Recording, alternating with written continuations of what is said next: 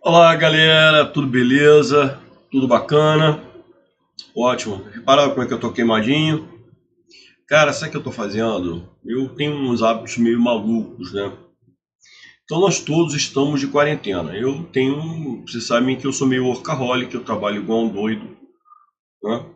Mas não tô podendo sair de casa, né? O que eu estou fazendo todo dia? Minha preocupação hoje em dia é muito grande com a parte de saúde, certo? Então nós não podemos sair de casa, não saia de casa por nada, gente, por favor. Tá? A gente tem que controlar a situação. Então, o que nos cabe fazer, o que é recomendado pela OMS, todos os médicos que eu conheço é ficar em casa, tá? Ficar em casa. Bom, enfim, então eu fico em casa todos os dias, né? Eu tenho uma varandinha pequenininha e tenho uma bicicleta ergométrica, né? A bicicleta ergométrica fica no meu quarto. Então, o que eu tenho feito todos os dias? Eu estou tentando manter minha forma física. Então, voltei a fazer a bicicleta ergométrica, comecei com 12 minutos, hoje eu estou fazendo 25 minutos. E eu faço com bastante intensidade, por incrível que pareça, o gordinho aqui é malhador. Né? Faço com bastante intensidade. E aí o que eu faço? Já faço de sunga e tal, e vou. Né? Eu faço sempre, eu acordo muito cedo, entre 6h30 e 7 horas, tomo café, trabalho. Aí paro mais ou menos por volta das 11 horas. E aí eu já criei essa rotina. Às 11 horas eu paro, faço minha malhaçãozinha, faço um pouco de abdominal, porque eu vinha sentindo dor nas costas e tal. Faço um reforço para a perna e faço esses 20 e poucos minutos de bicicleta. Minha intenção é chegar a 35 minutos, mas isso aos pouquinhos.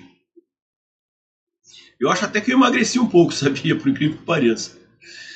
E aí que eu saio dali, né, vou para essa minha varandinha é minúscula, você não está entendendo. Só dá para uma cadeira e tem uma ducha. Aí eu tomo uma ducha, certo? Uma delícia. Bom, às vezes tomo banho ali mesmo. Depois eu tomo outro banho à noite e tal, mas tomo um banho ali delicioso. Aí fico tomando ducha, pegando sol, tomando ducha. Isso uma horinha de sol, né? Vendo o celular, conversando com algumas pessoas. Aí nessa hora eu nem trabalho, né? Na realidade é mais coisa pessoal e tal, enfim.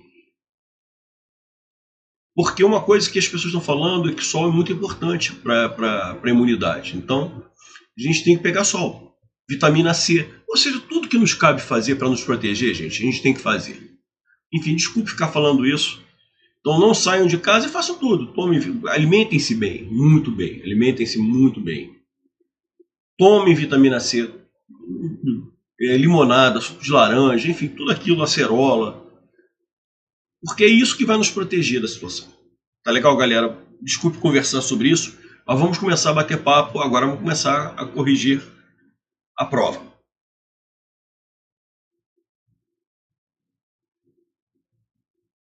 Vamos lá.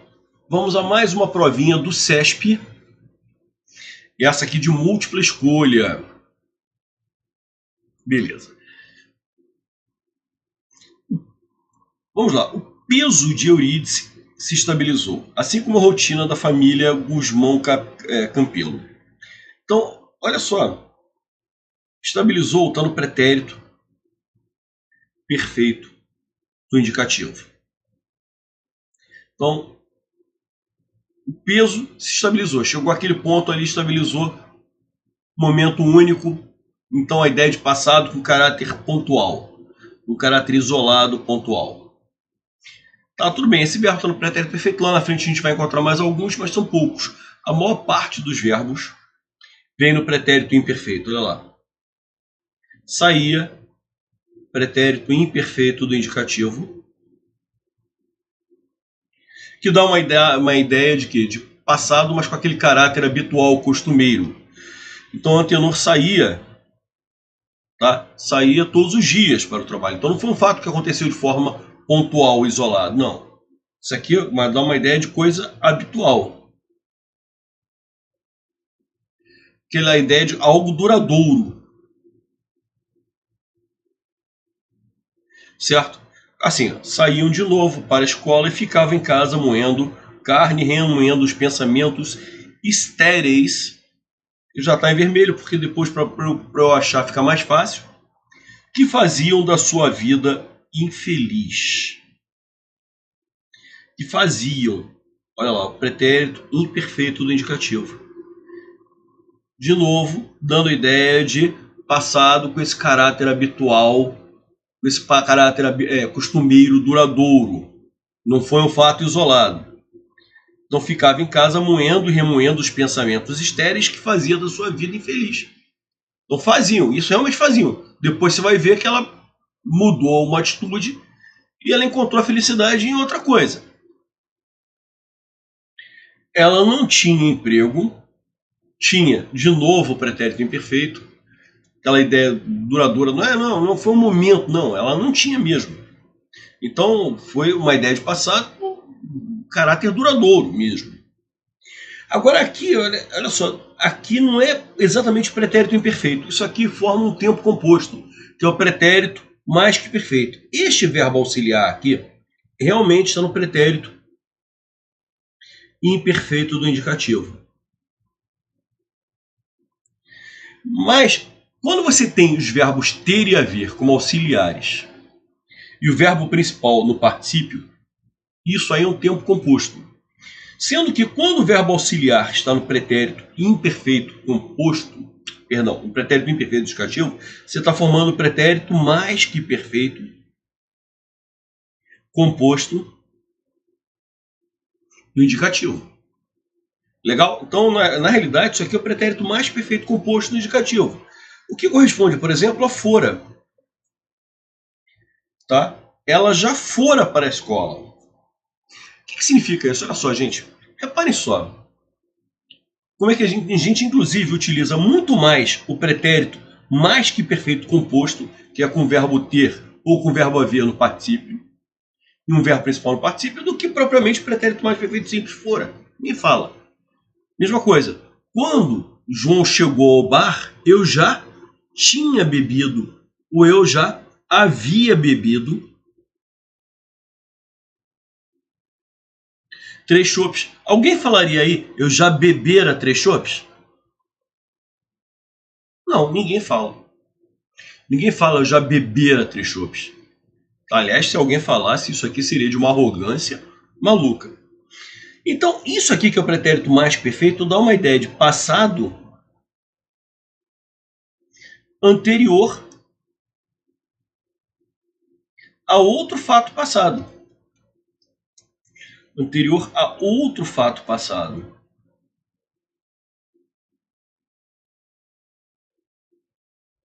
Mesma coisa. Quando João chegou ao bar, eu já tinha bebido, ou eu já bebera. Beber é arrogante demais, mas está aí certo. Eu já tinha bebido. O que significa o quê? Eu estou falando sobre algo que aconteceu no passado, que é o momento que João chegou ao bar, mas quando ele chegou ao bar, que já está no passado, eu já tinha bebido, quer dizer, é anterior ainda ao outro fato passado, que é o fato de João chegar. Por isso que é passado no passado. Então, na realidade, nós estamos aqui narrando várias situações pretéritas. Tá? Uma situação pretérita isolada, pontual, que estabilizou, que é o pretérito perfeito. E depois todas as outras ações que dão a ideia de passado, mas com caráter duradouro, habitual. Certo? Só que o momento que ela tinha ido para a escola é anterior a todos esses momentos. Anterior ao momento que ela casou e que lógico, ela formou e fez a família, que os filhos iam para a escola, saíam para a escola, que o marido saía para a escola, enfim.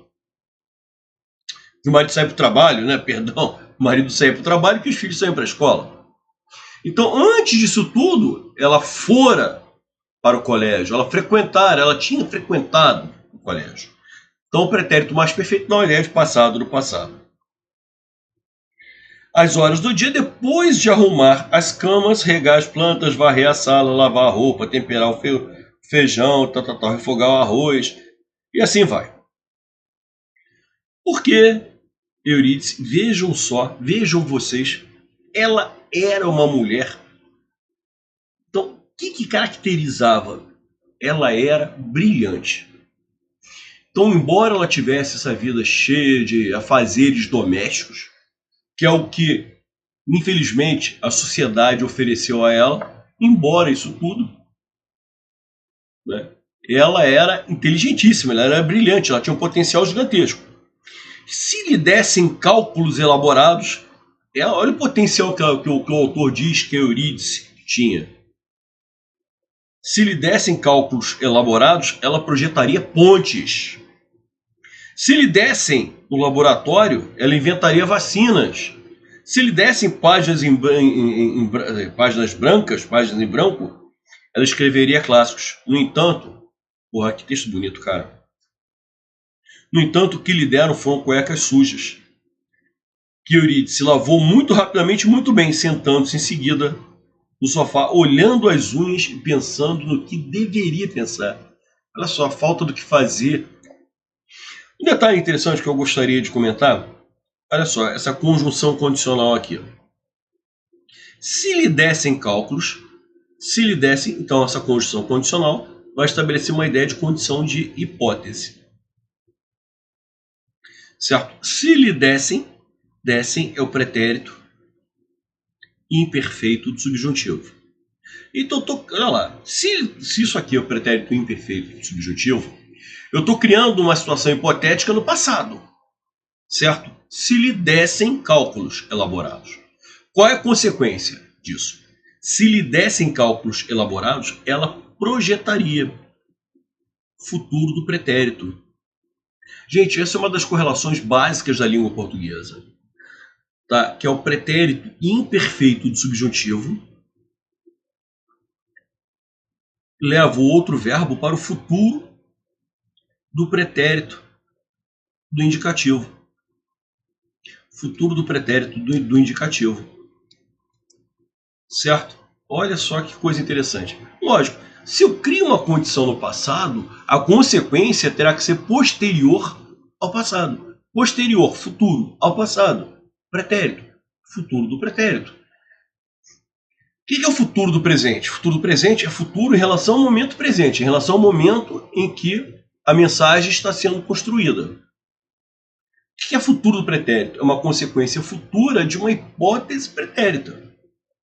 Então, eu crio uma hipótese no passado, se lhe dessem cálculos elaborados, se lhe dessem ontem, no ano passado, a consequência seria posterior ao passado. Então, eu crio uma hipótese no passado, marcado pelo pretérito imperfeito do subjuntivo, e a consequência seria posterior a essa hipótese pretérita. Então, quando eu crio uma hipótese no passado, a consequência tem que ser posterior ao passado. Daí o futuro do pretérito. Por outro lado, se eu crio uma hipótese futura, por exemplo, se lhe derem cálculos, então se eu crio uma hipótese futura, a consequência tem que ser no futuro, o futuro do presente, não do pretérito, futuro do presente do indicativo. Então, se lhe derem, no caso seria derem, que é o futuro do subjuntivo, se lhe derem cálculos elaborados, ela projetará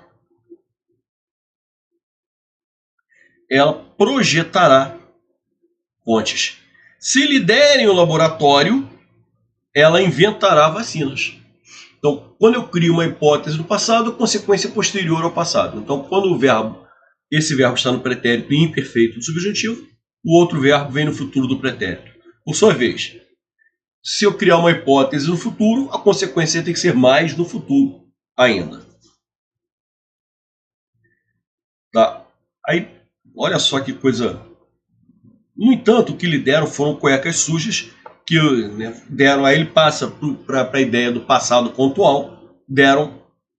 Foi isso que deram, olha, pretérito perfeito.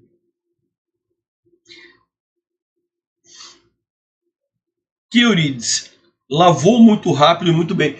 Olha só que coisa interessante. Poxa, ele poderia ter utilizado lavava? Sim, mas por que ele saiu do pretérito imperfeito para o pretérito perfeito? O pretérito imperfeito é uma ideia de passado, mas com aquele caráter duradouro.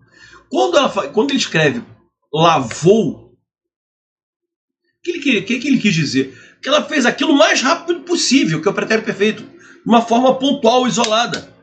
Na realidade, ela tinha que lavar aquilo todo dia. certo? Mas aí, ao colocar o verbo no pretérito perfeito, ele tenta tirar o caráter duradouro. Por quê? Porque justamente o que ela queria fazer era aquilo o mais rápido possível, porque aquilo ali estava muito aquém do potencial dela. Sentando-se em seguida no sofá, olhando as unhas e pensando no que deveria pensar. Olha, né, uma pessoa com potencial gigantesco desse, acabando, né, tendo uma vida dessas de ter que lavar a cueca suja. E foi assim que concluiu que não deveria pensar. Gente, olha só que coisa linda também. Concluiu que não deveria pensar. Olha que coisa triste até. Mas uma coisa legal, que gramaticalmente falando, e uma coisa que o CESP adora explorar, nessa prova especificamente acabou não explorando, é a questão do paralelismo sintático. Concluiu duas coisas. Primeira, ela concluiu que não deveria pensar, e concluiu também, olha lá, olha a conjunção E fazendo a ligação entre as duas conclusões. E concluiu também que para não pensar deveria se manter ocupada. Tá? Então ela concluiu duas coisas. A primeira, que não deveria pensar. E segunda, que para não pensar deveria se manter ocupada. Tranquilo? Beleza.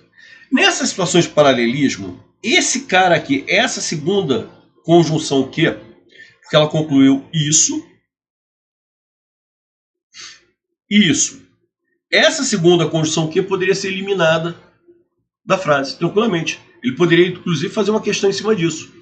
Tá? O CESP já fez várias vezes questões em cima disso. Em situações de paralelismo sintático, o elemento repetido pode ser eliminado, pode ser excluído do período. Bom, vamos lá. Só para a gente retomar aqui. E que, para não pensar, deveria se manter ocupada todas as horas do dia. E que, ainda tem a terceira lá. E que as três coisas que ela... Esse terceiro que também poderia ser eliminado. Que são três elementos em paralelismo. O primeiro é obrigatório. As outras conjunções integrantes, elas poderiam ficar subentendidas. Então a terceira conclusão, que a única atividade caseira que oferecia tal benefício era aquela que apresentava o dom de ser quase infinita em suas demandas diárias, em suas obrigações diárias, a culinária. Ou seja, tudo aquilo que ela era obrigada a fazer, a única que poderia exigir dela um pouco mais de inteligência, um pouco mais do brilhantismo que ela teria, seria a culinária. Ela percebeu que Eurídice percebeu que jamais poderia ser engenheira mesmo. Nunca poria os pés no laboratório e não ousaria escrever. Mas essa mulher se dedicou à única atividade. Vou até falar sobre essa frase aqui, que é interessante. Vamos substituir a palavra atividade por trabalho? Ficaria ao único trabalho. A palavra única admite a presença do artigo. Então, ao único trabalho. Permitido que tinha um certo que. Olha lá, esse que aqui está substantivado. Olha que você, tanto é que você tem até um artigo indefinido. Tá? Você tem um artigo um certo que de engenharia. Tá? Então esse que aqui, com acento circunflexo, é porque ele está sendo substantivado. Ou seja, tinha um certo aspecto de engenharia, tinha um certo jeito de engenharia, ciência e poesia. Então ela percebeu que na atividade da culinária havia ali algo que tinha um pouco de engenharia, um pouco de poesia, um pouco de ciência, e algo que, enfim, ela poderia explorar aquilo que ela tinha de fantástico, de brilhante que ela era. Então, todas as manhãs, depois de despertar, preparar, alimentar, se livrar, tal, ela abria o livro de receitas da tia Palmira. Lindo o texto, cara. Bom, essa prova está muito legal no aspecto, ela está explorando muito questão de recorrência e inferência textual. Então, olha lá. Primeiro, infere-se. Infere-se uma inferência. Então a resposta não estará explícita no texto. Então a resposta não está explícita. É algo que você vai deduzir, que vai estar além do texto. certo? Então vamos lá. Infere-se que a personagem Eurídice dedicava-se à culinária por quê? Bom, vamos lá. Tem alguns elementos aqui que são interessantes. Olha só esse fragmento final do texto. Mas essa mulher se dedicou à única atividade permitida, porque a sociedade, esse texto aqui, eu não sei quando é que ele foi escrito, o texto é escrito, não sei se é de 2016, eu não conhecia particularmente esse texto, ele é belíssimo, mas ele retrata um período em que a sociedade era extremamente machista e que as mulheres não poderiam fazer opções de coisas.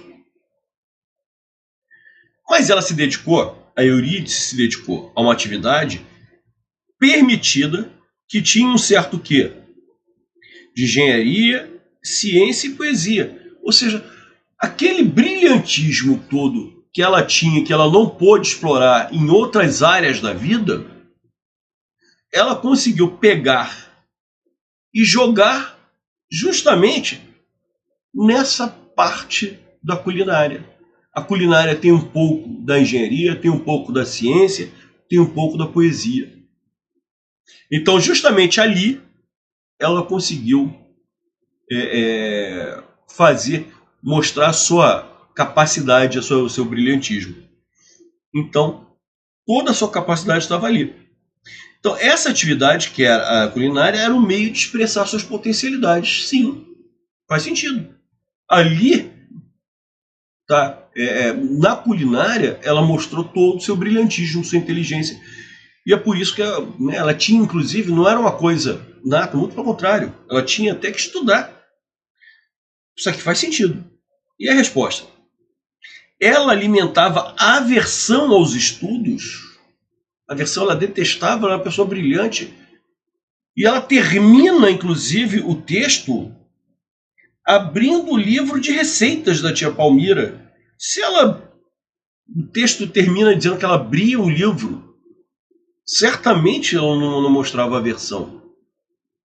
O texto fala que ela frequentava uma escola, e o texto não falava em momento algum que ela detestava a escola, muito pelo contrário, Rafa. O que o texto diz é que se oferecessem elementos para ela, ela poderia ter sido uma pessoa brilhante, poderia ter sido muito mais do que ela foi. Essa atividade consistia em uma de suas habilidades natas? Não é. A culinária não era nata. Tanto não era uma habilidade nata, quer dizer, natural, que nasceu com ela, que ela teve que desenvolver. Como é que a gente sabe que ela teve que desenvolver? Porque ela teve que estudar. Ela foi abrir o livro de receitas da tia Palmira. Não, ela teve... Para ela se desenvolver, ela teve que estudar, ela teve que ler o livro de receitas. Então não era uma atividade nata, não. Você pode contestar. Ela tinha receio de fazer um curso superior? Gente, pelo que eu li, pelo que o texto diz, a infelicidade dela é justamente porque ela tinha uma vida limitada e uma pessoa com potencial gigantesco. Ela tinha medo, receio, de jeito nenhum.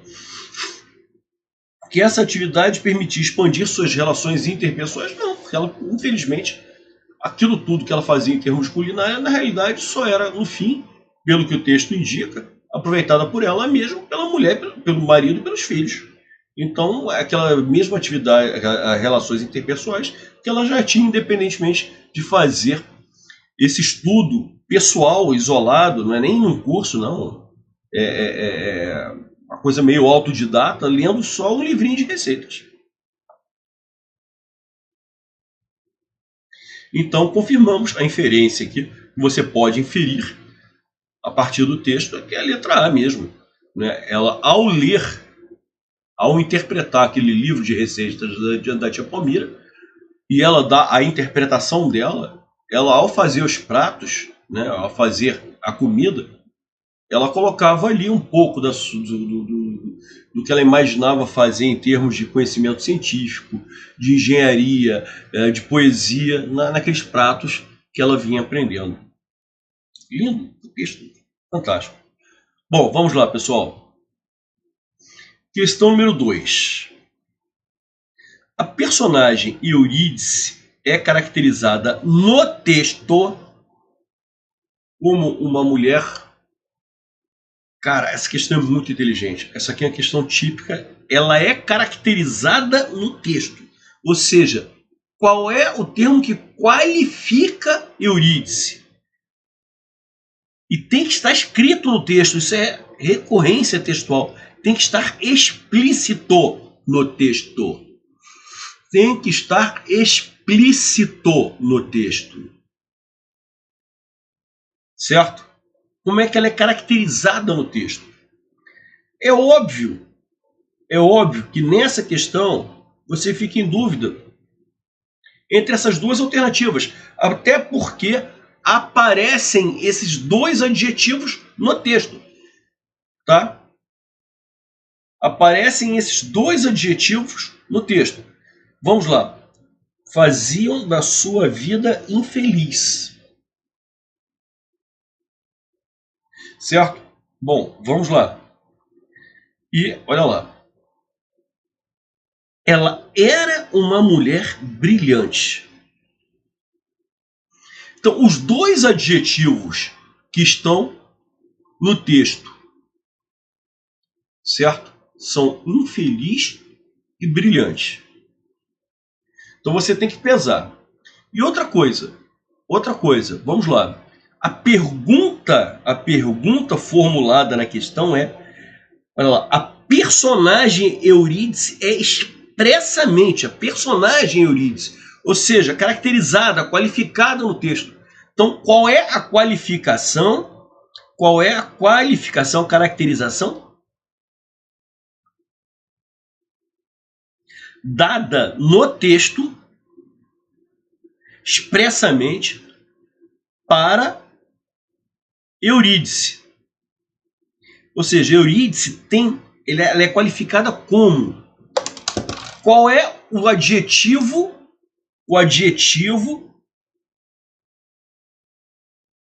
que qualifica Eurídice? Eu estou interpretando com vocês a pergunta. Qual é o adjetivo que qualifica Eurídice?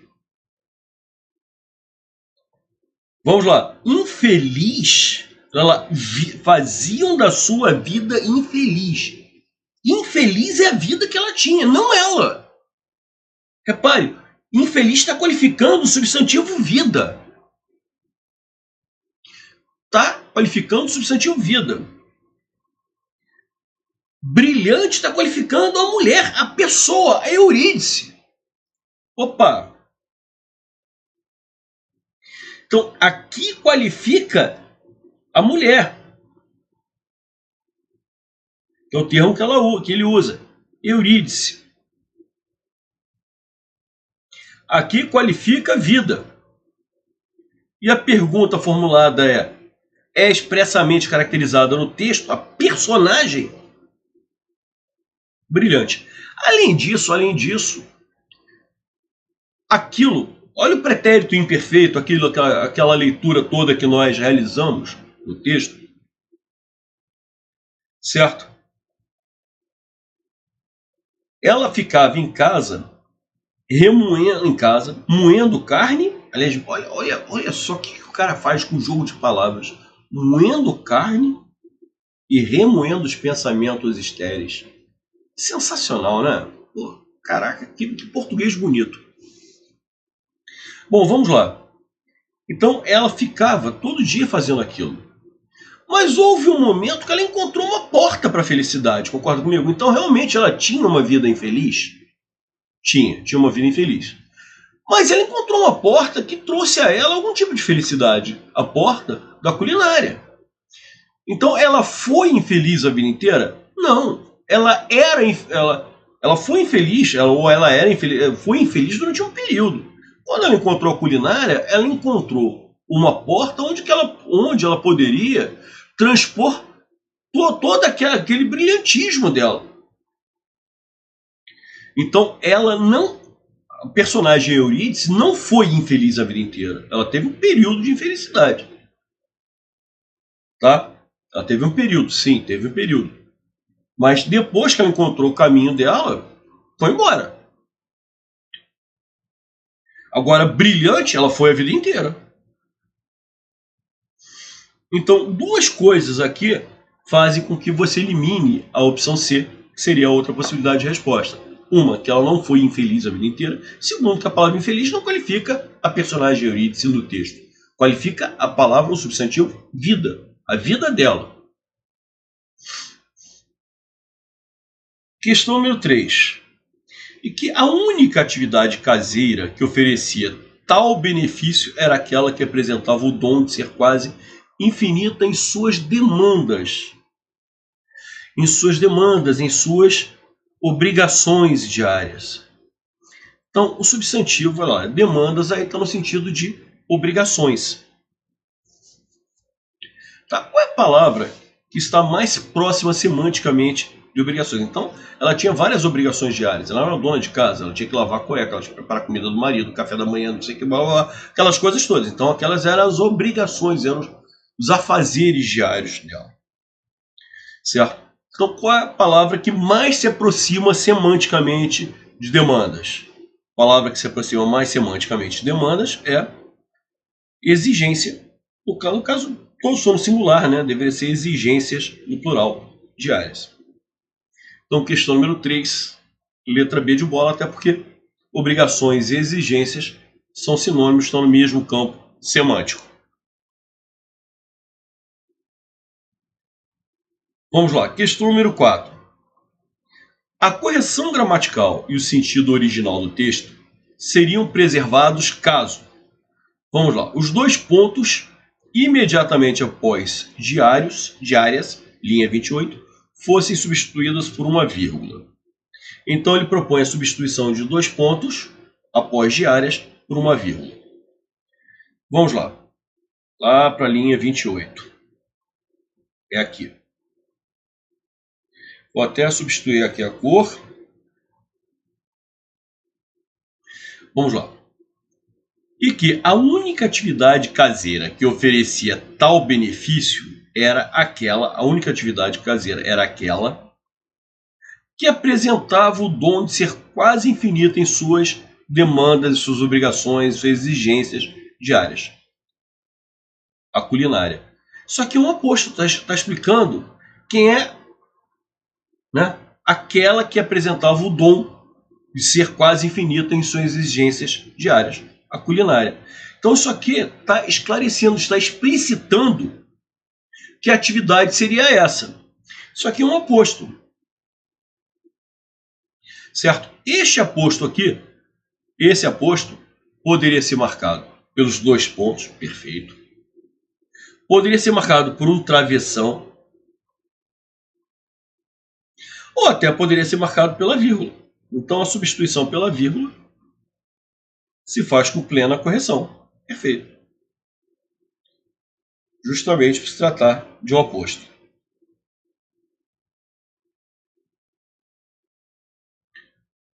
Item 2. O vocábulo estéreis fosse substituído por desnecessários. Tá? Olha lá, ele pede para manter o sentido original. Não, o que é uma coisa estéreo? Aliás, não confunda estéreo com estéreo. Eu vejo as pessoas confundindo direto. Estéreo é do som. Estéreo é aquilo de algo que não sai nada dali. Algo que não consegue frutificar. Então, quando ele fala lá na linha 6, vamos lá para a linha 6, em estéreos, pensamento estéreis são aqueles pensamentos que não têm desdobramento. São pensamentos que não têm consequências. São pensamentos que não frutificam, que não dão em nada. Não são pensamentos desnecessários. São pensamentos que não têm repercussão, que acabam não gerando qualquer tipo de consequência. Então, estéreis não significa desnecessários. Gramaticalmente, se eu substituísse pensamentos, se eu substituísse estéreis por desnecessários, gramaticalmente o período ficaria correto. Ficaria. Mas o sentido original seria totalmente alterado. Então, estéreis é algo que não vai dar em nada, que não tem consequência nenhuma, que não tem fruto, não frutifica. Tá? Não dou em nada, não tem consequência, não tem resultado. Então, sentido é completamente diferente. Errado. Item 3.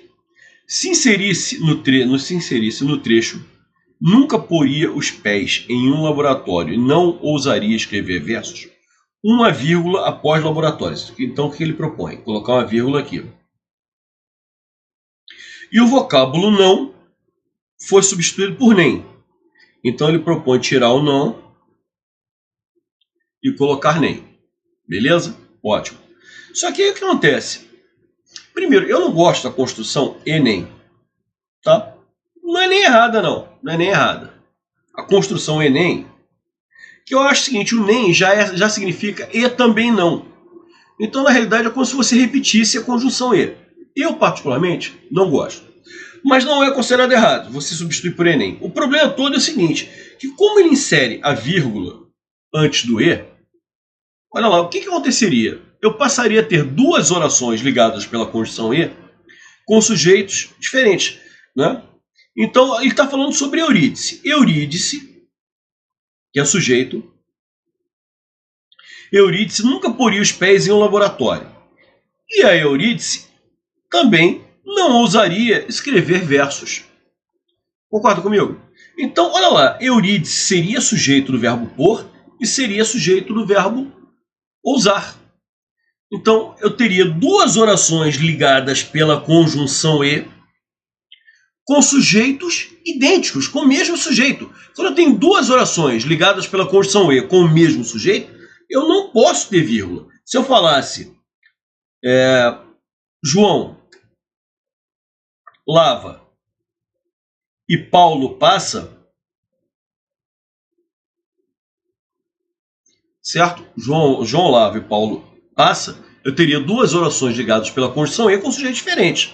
A vírgula é facultativa.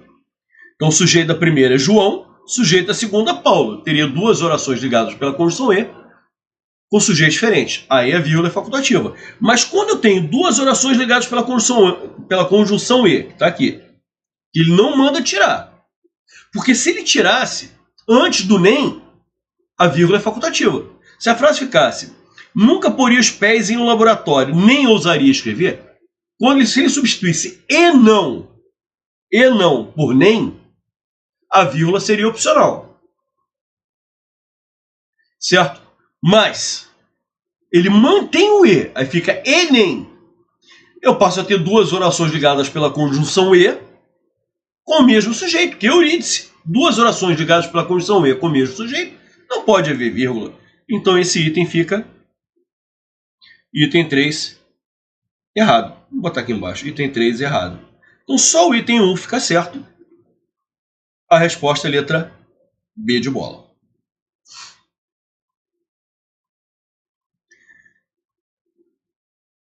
Pessoal, vamos lá para o segundo texto, então, da prova. Na década de 50, cresceu a participação. Olha lá, se cresceu, é porque já existia. Então, já existia. Então, só cresceu. Certo? Isso para interpretação de texto é importante. A participação feminina no mercado de trabalho, especialmente no setor de serviços de consumo coletivo, em escritórios, no comércio ou em serviços públicos. Surgiram, então, mais oportunidades. Se surgiram mais oportunidades, é porque anteriormente já havia surgido oportunidades em menor quantidade. Certo? Surgiram, então, mais oportunidades. Então, antes havia.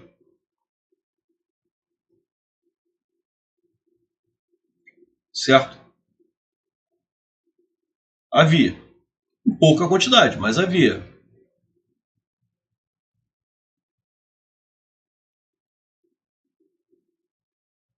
Certo? Em profissões como olha lá, olha que coisa bonita, olha lá.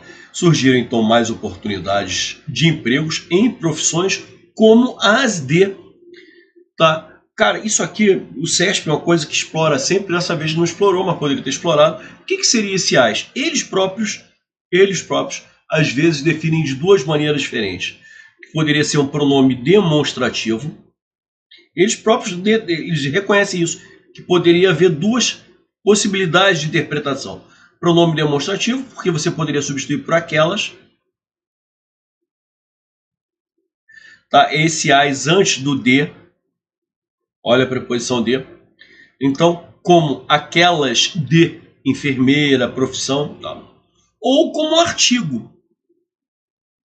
Estando o substantivo profissões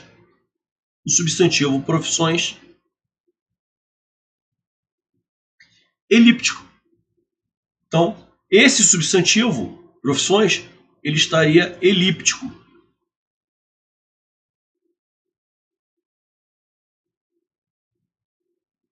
Subentendido. Bom, então surgiram mais oportunidades de emprego. Antes eram pouquíssimas. A partir da década de 50 vieram muito mais oportunidades de emprego. Para assistente social, vendedora, as quais exigiam das mulheres certa qualificação, e teria que haver uma contrapartida, tá? Que era a remuneração. Então, antes, poucas mulheres eram remuneradas. Certo? Poucas eram remuneradas. A partir da década de 50, já uma quantidade muito maior passou a ser remunerada, justamente por conta disso. Até porque a exigência de qualificação profissional aumentou para que elas pudessem assumir outros encargos, né, de assistente social, de vendedora, professora, enfermeira, etc. e tal. Então elas teriam que se qualificar para assumir essas profissões. Por outro lado, então como houve uma demanda muito grande de funcionárias, de pessoas, de mulheres que estivessem habilitadas para tanto, então passou a haver muito mais mulheres remuneradas a partir de então. A quantidade de mulheres remuneradas até então era muito pequena. Essa tendência demandou escolaridade feminina. Então exigiu, exigiu. Um detalhezinho aqui, gente, é um erro de português que o autor cometeu. Tá? Maior significa mais grande. Grosseiramente falando, né? Lógico, a gente não vai usar o fulano é mais grande, isso está errado, o fulano é maior. Mas, assim, a grosso modo, o sentido de maior é mais grande. Tá? Na realidade, o termo exato, o termo adequado aqui não seria maior, mas sim demandou mais escolaridade. A escolaridade não é mais grande, a quantidade é que deveria ficar mais, deveria haver mais quantidade, digamos assim, ou mais qualificação. Então é mais escolaridade feminina. E provocou, sem dúvida, mudanças no status social das mulheres.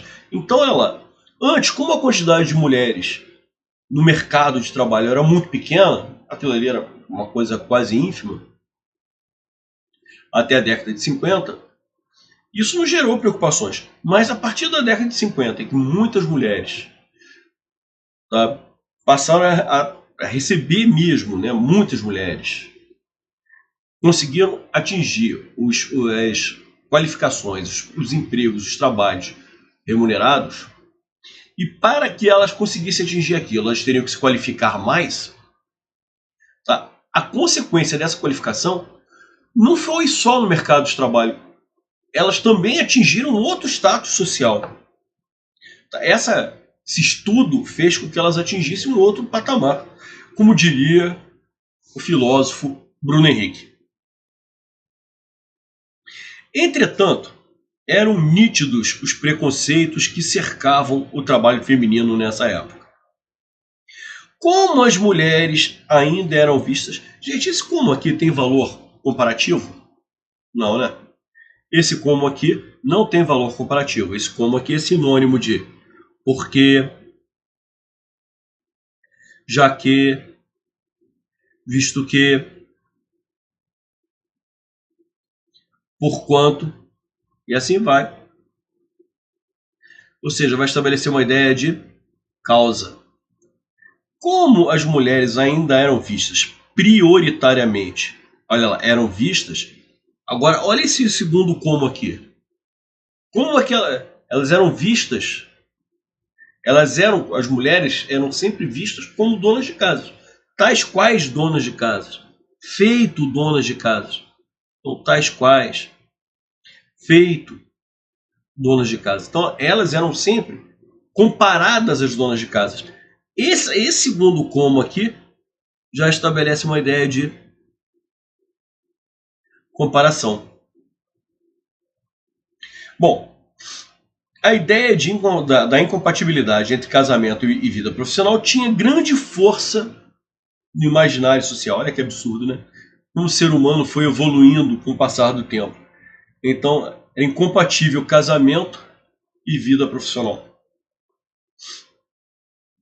Um dos principais argumentos dos que viam... Gente, o que é esse 2 aqui? Aqui é antes do que?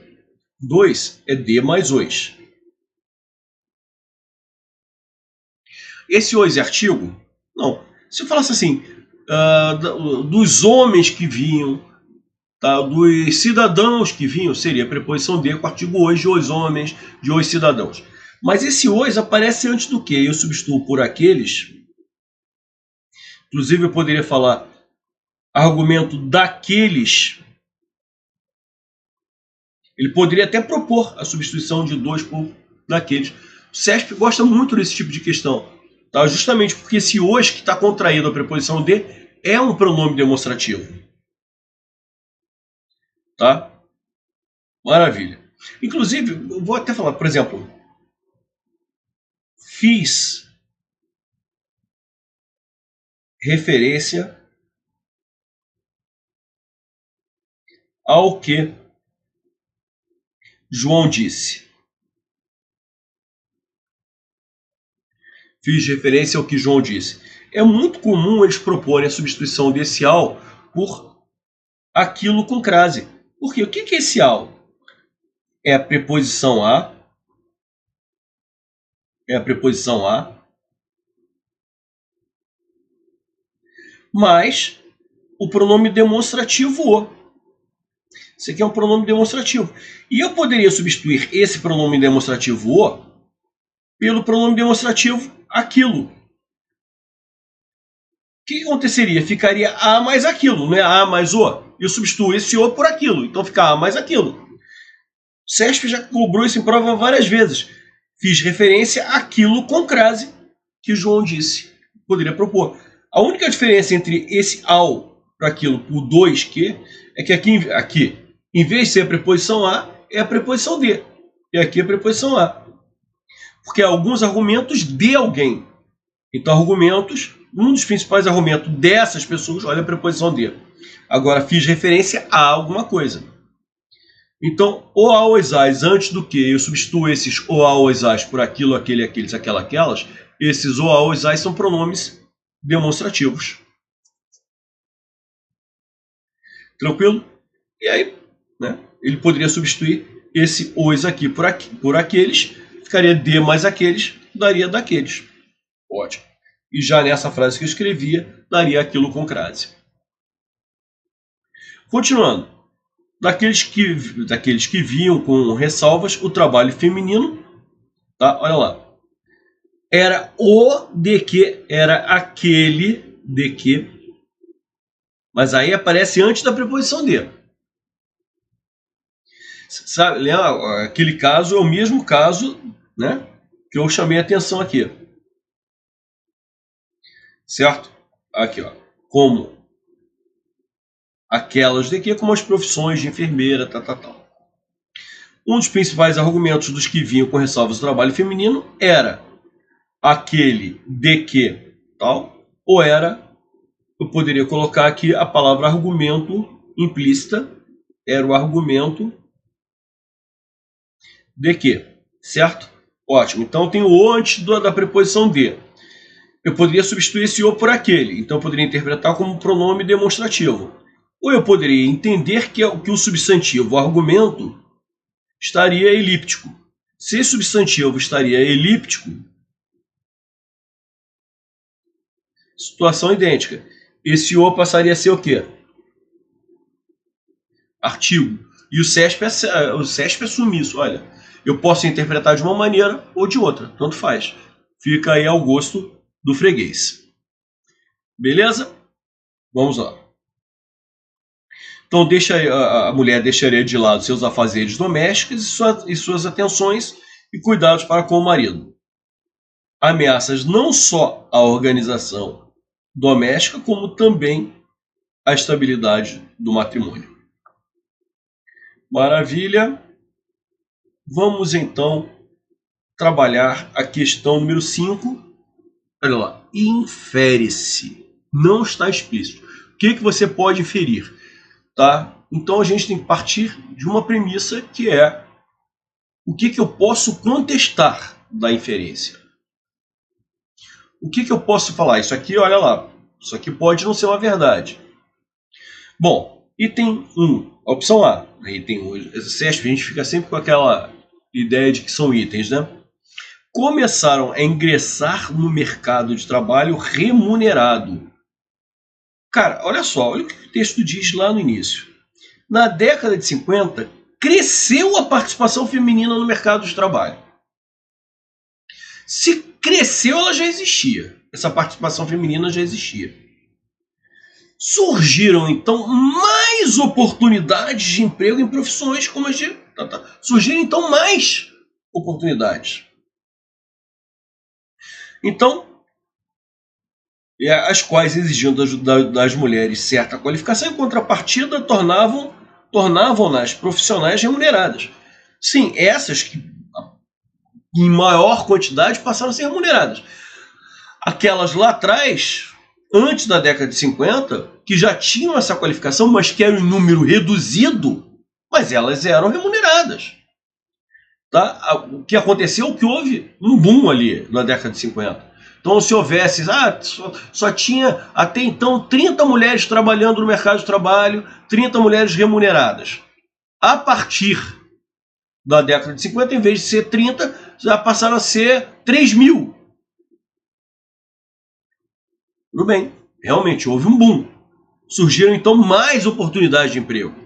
Mas aquelas poucas que trabalhavam antes ainda da década de 50, tá, que já eram qualificadas para tanto, que estudaram e se qualificaram, elas já eram remuneradas.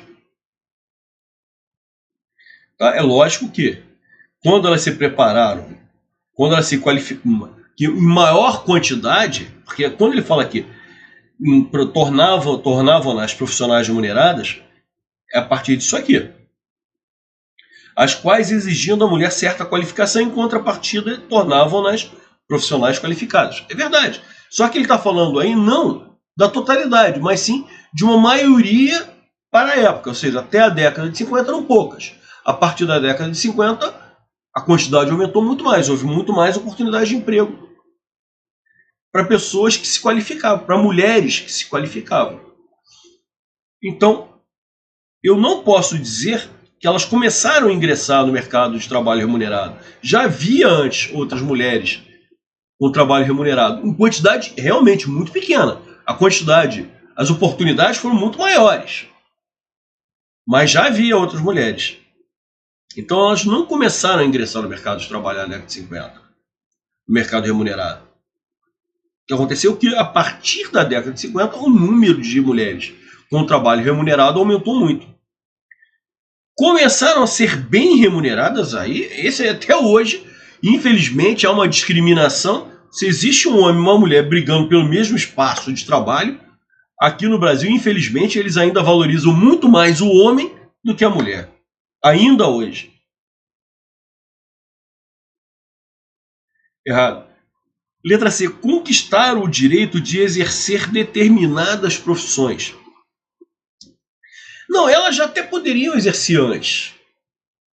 Elas já até poderiam. Só que não havia oportunidade de trabalho. Ou melhor, vamos lá. A quantidade de oportunidades que havia antes da década de 50 era uma quantidade menor. Então eles não conquistaram ali. Primeiro que não está falando aqui, o texto também não oferece elementos que diga que a mulher estava brigando por esses espaços. Até porque aí também tem um detalhe importante no texto. Surgiram oportunidades de trabalho. Você não sabe se elas conquistaram, se o texto também não oferece elementos que indique que elas estavam brigando por esses postos de trabalho. Ou se essas oportunidades foram oferecidas pelos homens. Então você não sabe se isso foi uma conquista ou se isso foi simplesmente algo permitido pela sociedade de uma forma geral. Tá? Então não temos elementos suficientes para definir que foi uma conquista delas. Que elas partiram para a briga e conquistaram aquilo.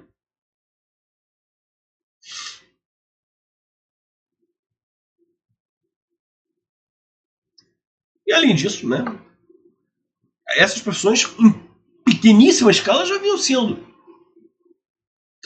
sendo, digamos assim, trabalho de enfermeira, trabalho de burocrático, em pouca quantidade sim, mas essas profissões já vinham sendo exercidas antes da década de 50.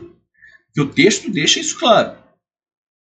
Na década de 50 cresceu a participação. Não está dizendo que a partir dali que as mulheres começaram a trabalhar. Cresceu. Então já havia gente trabalhando antes. Agora, infere-se do texto que na década de 50 as mulheres começaram a seguir determinado caminho que influenciou a sua relação com a vida doméstica. Opa, aí é uma coisa que você pode realmente inferir, deduzir a partir do texto. Porque olha só, então, até a década de 50 já havia mulheres trabalhando? Já. Já havia mulheres em postos remunerados de trabalho? Já. Eram poucos, mas já havia. A partir da década de 50, esse número aumentou muito? Aumentou. Houve muito mais oportunidades? Houve. Em contrapartida, as mulheres tiveram que se qualificar? Tiveram que se qualificar. Então, foram oferecidos muito mais postos de trabalho remunerado, para as mulheres. E, em função disso, houve uma quantidade, né, que até a década de 50 não havia, uma quantidade muito maior de mulheres que, digamos assim, para que elas pudessem preencher esses postos de trabalho, elas tiveram que se qualificar, certo? E elas tiveram que estudar, certo? Então, essa tendência demandou maior escolaridade feminina. Olha o que o texto diz. E deveria ser mais escolaridade feminina, não maior, porque não é mais grande. Mais escolaridade. E provocou, então, como agora, antes era uma quantidade pequena de mulheres que se qualificavam, certo? Que se qualificavam e conseguiam preencher esses postos de trabalho remunerados. A partir da década de 50, esse número ficou muito maior. E esse número muito maior de mulheres, o número muito maior, gerou uma tendência, certo? Essa tendência, quando o número era pequeno, inexpressivo, isso não tinha consequências. Quando o número cresceu muito, virou uma tendência. Essa tendência demandou maior escolaridade. Essa tendência de uma porção de mulheres se qualificando para entrar no mercado de trabalho remunerado provocou, sem dúvida, mudanças no status social das mulheres. Então, enquanto eram poucas mulheres no mercado de trabalho, não houve, digamos assim, uma tendência de mudanças no status social das mulheres de uma forma geral. Quando, a partir da década de 50, foram oferecidos muito mais postos de trabalho remunerados, muito mais empregos. E isso aí gerou uma alteração no status social das mulheres. Isso gerou. Então, começaram a seguir determinado caminho que influenciou a sua relação com a vida doméstica. Sim. Houve uma mudança no status social. Ela passou a não estar tão atrelada à vida doméstica. Isso é uma inferência. Faz sentido. Pera lá. Realmente, se a mulher ela se qualificou para entrar no mercado de trabalho, uma quantidade muito grande de mulheres, né? Diferente do que acontecia antes da década de 50. Se uma quantidade muito grande de mulheres se qualificou, estudou, aumentou sua escolaridade, evidentemente que o status das mulheres como um todo ficou diferente do que era antes. Então gerou alterou a sua relação com a vida doméstica, sim. Ela passou a ser vista de uma outra maneira a partir da década de 50. Faz sentido isso? Faz. Tanto é que na sequência, olha lá, foram criados, né? Eram nítidos os preconceitos que cercavam o trabalho feminino nessa época, justamente por conta disso. Muitos achavam, né? Né? As mulheres eram vistas como donas de casa, eram nessa condição. Então não seria possível conciliar, pelo amor de Deus, né? Que as mulheres superaram os preconceitos que as impediam. Elas não superaram os preconceitos, não. As mulheres continuaram, aliás, até hoje ainda há preconceitos contra as mulheres. Impressionante. Nessa briga aí de mercado de trabalho. Impressionante como isso ainda existe. Bom, vamos lá, pessoal. Essa questão número 6, ela foi anulada. Tá? Essa questão, claramente, ela foi bolada para ter como resposta a letra B, mas a letra B teve um problema. Bom, mas vamos explicar alternativa por alternativa. Em cada uma das próximas opções é apresentada uma proposta de reescrita para o seguinte período do texto. Na década de 50, cresceu a participação feminina no mercado de trabalho. Então, olha lá, na década de 50 cresceu a participação feminina no mercado de trabalho. E ele vai falar sobre esse crescimento. Então ele vai abrir um aposto para falar sobre o crescimento da participação feminina no mercado de trabalho. Esse crescimento feminino se deu especialmente no setor de serviços, como de serviços de consumo coletivo, em escritórios, no comércio e em serviços públicos. Então, olha lá, isso aqui, olha lá, ele está especificando em que espaço do mercado de trabalho. Então, cresceu a participação feminina no mercado de trabalho, especialmente onde? Em que fragmentos desse mercado de trabalho? Em que áreas desse mercado de trabalho? No setor de serviços de consumo coletivo, em escritórios, no comércio e em serviços públicos. Beleza. Então, especialmente no setor, mas quando ele fala especialmente no setor de serviços, ele está falando, olha, o mercado de trabalho, então, houve crescimento das mulheres em todo o mercado de trabalho? Sim. Mais especificamente no setor de serviços. Bom, vamos lá. Na década de 50, cresceu no mercado de trabalho a participação, até aqui tá legal. Tá? Na década de 50, você tem um adjunto adverbial antecipado, bacana, cresceu, aí entre o verbo crescer e o sujeito, que a participação não é objeto direto, não, a participação cresceu, as participações cresceram. Só que entre o verbo e o sujeito, você tem um adjunto adverbial no mercado de trabalho, entre vírgulas, tudo bacana, a participação especialmente feminina. Aí não, porque altera o sentido original, porque a participação feminina existe, tá? Agora, essa participação especialmente no setor serviços, não é especialmente feminina. É a participação feminina particularmente nesse setor e não uma participação especialmente feminina. Então, especialmente feminina, especialmente está, sobretudo, feminina nessa área. Então parece, olha lá, porque o texto diz, vamos lá, que a participação feminina cresceu e cresceu especialmente nesse setor. Quando ele fala que a participação feminina, digamos que houvesse 1000 postos de trabalho no setor de serviços. 1000 postos. Tranquilo? Ótimo. E só havia 5 mulheres trabalhando até a década de 50. Certo? Os outros 995 eram homens trabalhando nesse mercado. Aí digamos que de 5 passou para 100.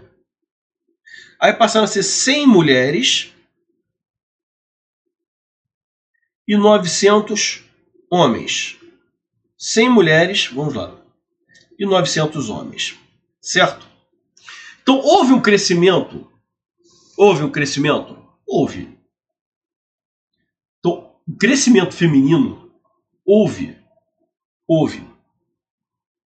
Mas esse crescimento, aí, olha lá, ele seria, não é um crescimento especialmente, ele é um crescimento especialmente feminino. Isso seria um crescimento especialmente feminino. Certo? O que é diferente. Então, vamos lá, gente. Quando ele fala, aqui, cresceu a participação feminina no mercado de trabalho, então existem vários mercados. Existem vários mercados. Então, mil novas mulheres foram colocadas no mercado de trabalho. Certo? 5 foram para, sei lá, mercado automobilístico. E 995 foram para o setor de serviços.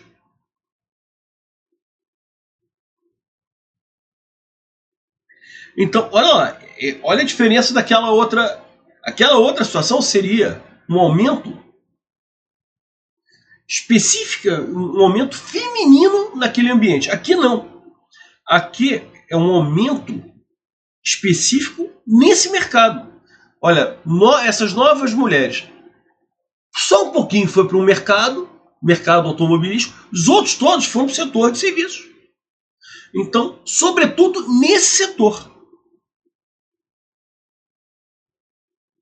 Então, cresceu a participação feminina no mercado de trabalho, especialmente no setor de serviços. Então, não é especialmente feminina, é especialmente no setor. Bom, aí vem o problema. Letra B. Cresceu na década de 50. E aí vem o problema sério. Quando ele coloca esse fragmento entre travessões, quando ele coloca assim, cresceu na década de 50, particularmente, cara, ele estaria falando sobre 50. Então, ele poderia falar assim, cresceu na década de 50, particularmente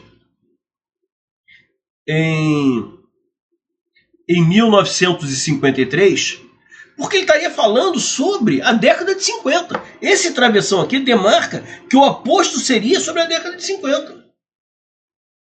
E não é, repare, o aposto na frase original está falando sobre o mercado de trabalho. Então, olha lá, o mercado de trabalho, houve um crescimento no mercado de trabalho, especialmente, aí ele fala especialmente no setor de serviços de consumo coletivo, em escritórios, comércio, tal. Então, ele faz um aposto para falar sobre o mercado de trabalho. E aqui, quando ele abre o aposto, ele estava abrindo um aposto para falar sobre a década de 50.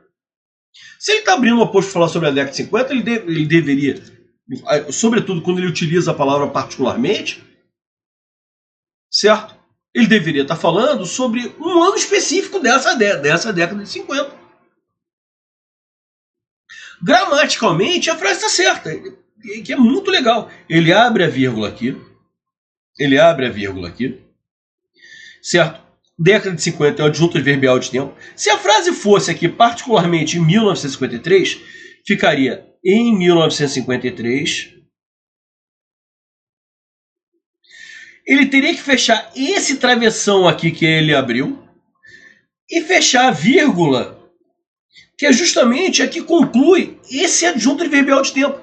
Então, olha lá, o cara coloca um adjunto adverbial de tempo na década de 50, ele abre um travessão para falar sobre a década de 50 e não para falar sobre o mercado de trabalho, quando na frase original ele estaria falando sobre o mercado de trabalho. Então, quando ele utiliza os sinais de pontuação, ele utiliza adequadamente os sinais de pontuação. Ele abriu a vírgula, abriu o travessão, aí ele tem que fechar ao contrário. Primeiro o travessão, depois a vírgula. Ele fez tudo certinho. Tudo certinho, gramaticalmente. Só que ele, em vez de estar falando sobre, em vez do oposto, se referir a mercado de trabalho, passa a se referir à década de 50. E aí altera o sentido da frase. De modo especial, cresceu na década de 50. Olha lá, de modo especial, cresceu na década de 50 no mercado de trabalho, a participação feminina no setor de serviço de consumo, em escritórios de comércio, de um modo especial. O que ele quer dizer? Não é especialmente, não é assim no sentido de um modo especial. Especialmente quer dizer crescer em mais quantidade.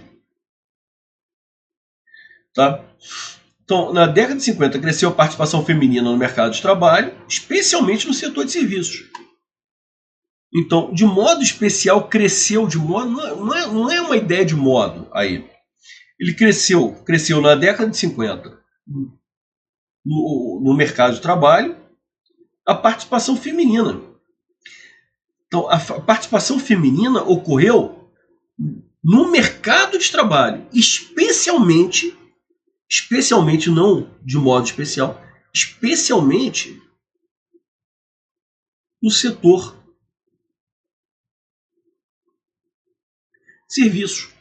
De modo especial, ele estaria ligado a cresceu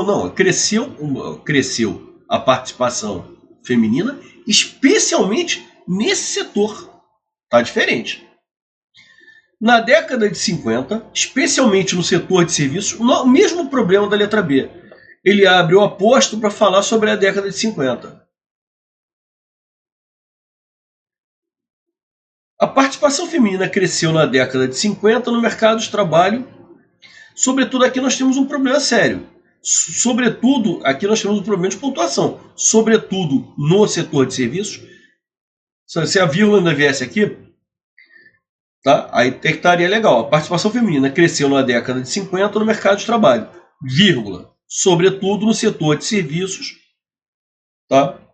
Do setor de serviços coletivos, em escritórios, comércios e serviços públicos. Se a vírgula viesse aqui, tá? Sobretudo é sinônimo de especialmente, mormente. Se a vírgula viesse aqui, essa opção E estaria certa. E aí eu fico até em dúvida, na realidade, quando ele montou a questão foi anulada, se a resposta seria a letra B ou a letra E. Tá? Essa letra E, na realidade, ela só está errada porque a vírgula teria que vir antes de sobretudo. Porque é sobretudo onde? No setor de serviços. Então, eu teria que colocar a vírgula para separar justamente isso. Para marcar que o sobretudo estaria relacionado ao setor de serviços. Foi ali, especialmente onde? No setor de serviços. Porque do jeito que está colocado, parece que sobretudo estaria ligada à oração anterior, ao fragmento anterior. Por isso que a questão acabou anulada.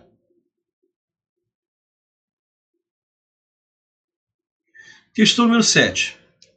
Na linha 24, os dois pontos foram utilizados para introduzir uma. Linha 24, está aqui. Bom, vamos lá. Um dos principais argumentos daqueles caras que vinham com ressalvas o trabalho feminino era o argumento de que, trabalhando, a mulher deixaria de lado seus afazeres domésticos e suas atenções e cuidados para com o marido. Né? Isso, na cabeça desses caras, acabaria representando ameaças, não só à organização doméstica, como também à estabilidade do matrimônio. Então, olha lá, o que é esse fragmento? Então, na cabeça desses caras, essas ameaças à organização doméstica, ao matrimônio, são explicações para eles verem com ressalvas a inserção das mulheres no mercado de trabalho. Então, por que eles vinham com ressalvas? Por que eles viam com ressalvas a inserção das mulheres no mercado de trabalho? Porque na cabeça deles, isso representaria ameaças à organização da família, de uma maneira geral. Então, esses dois pontos aqui introduzem um esclarecimento. Na cabeça desses malucos, desses cidadãos antiquados, tá? A inserção das mulheres no mercado de trabalho teria que ser visto com ressalvas. Com ressalvas por quê? Olha lá, quando você vê um porquê, a introdução de uma explicação, de um esclarecimento. Porque isso acabaria representando ameaças à estrutura doméstica e à estabilidade do casamento, do matrimônio. então introduz uma explicação. Beleza, galera? Provinha de 2020, saiu do forno agora. Mais uma provinha, tá? Resolvida aí com vocês. Continuem estudando, não parem. Quinta-feira que vem nós teremos mais uma live, não se esqueçam disso. Beleza, galera? Foi muito legal ver vocês. Não parem de estudar, aproveitem esse momento. Tá legal? Tá todo mundo parando de estudar, mas os concursos voltarão. Aproveitem, gente, isso pode se transformar em handicap para vocês. Então, não deixem de estudar, continuem estudando. O caminho para aprovação é esse. Isso, cara, quem dera na época, quer dizer, isso que eu vou falar é horrível, não quero nem falar isso. Na época que eu estudei, se me dessem esse tempo, eu realmente iria aproveitar bastante. Acabei, eu acho que seria uma infelicidade quem dera na minha época ter tido essa oportunidade. Não, pelo amor de Deus, não queria ter tido esse vírus naquela época, ontem, hoje, nunca mais. Tomara que isso nunca mais aconteça na vida da gente. Eu tenho 54 anos, nunca vivi uma situação dessa. Vocês são provavelmente muito mais jovens que eu. E espero que nunca mais a gente viva. Gente, não é legal o que a gente está vivendo. É necessário a gente ficar em casa, sim, é necessário. Mas realmente é desagradável. Entendeu? É desagradável. Então, agora minha mulher fala sempre uma frase que eu acho que eu falei na semana passada e volto a falar para vocês. Se é o que a vida nos oferece, gente, vamos fazer desse limão uma limonada ou uma caipirinha. Então vamos aproveitar esse tempo da melhor maneira possível. Tá legal? Então estudem e estamos juntos. Valeu, galera. Um grande abraço para todos e até a semana que vem.